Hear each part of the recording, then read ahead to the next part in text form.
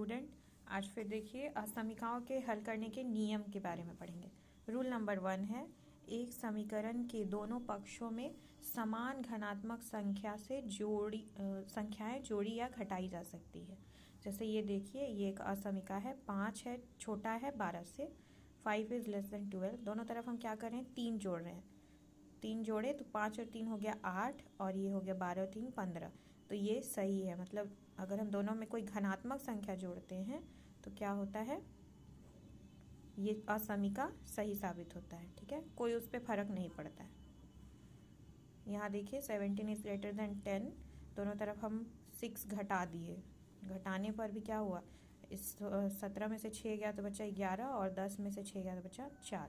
देखिए 11 बड़ा है 4 से, सही है। ये है रूल नंबर 1।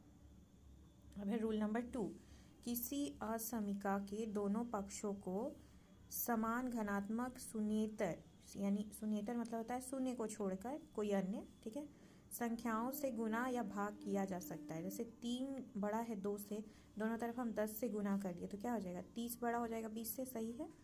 50 छोटा है 120 से, दोनों तरफ हम क्या कर रहे हैं, 10 से भाग कर रहे हैं। भाग करेंगे तो क्या आएगा, 5 इज लेस देन 12, सही है। अब नेक्स्ट जरा ध्यान से देखिए,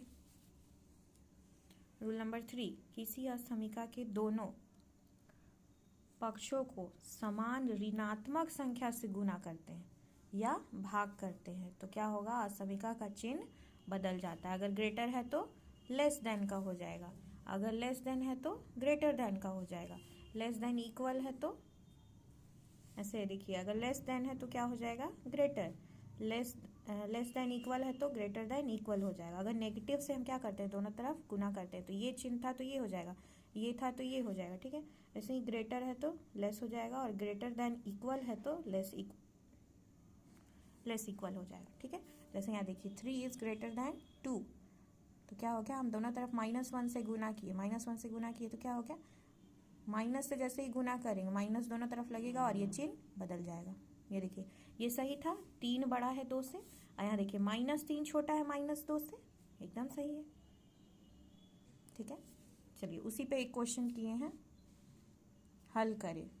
24x लेस देन 100 जब x एक पूर्ण संख्या हो, यानी कि होल नंबर, तो दोनों सबसे पहले x का कोफिशिएंट को 1 करें, x का गुणांक को 1 करें, तो 24 से ही हम भाग दे देते हैं दोनों तरफ, चिन्ह नहीं बदलेगा, वही रहेगा। तो आया x लेस देन 4 1/6।